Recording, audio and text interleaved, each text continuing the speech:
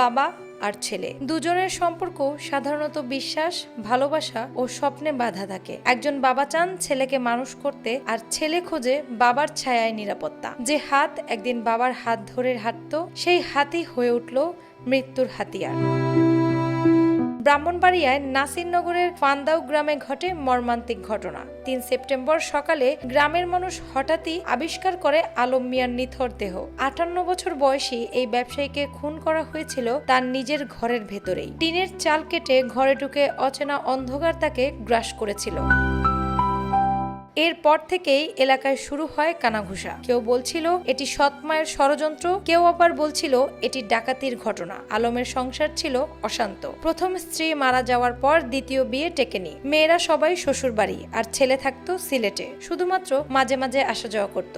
বাড়িতে বেশিরভাগ সময়ই তিনি থাকতেন একা। কিন্তু ১০ সেপ্টেম্বর সকালে সব গুজব থেমে যায়। পুলিশ ব্যুরো অব ইনভেস্টিগেশন আলমের একমাত্র ছেলে ফাহাদ আহমেদ মাহমুদুলকে আটক করে। শুরুতে সবাই হতবাক হয়ে যায়। নিজের বাবার খুনে ছেলের নাম উঠছে, এটা কি সত্যি হতে পারে? কিন্তু জিজ্ঞাসাবাদে ফাহাদ সবকিছু স্বীকার করে নেয়।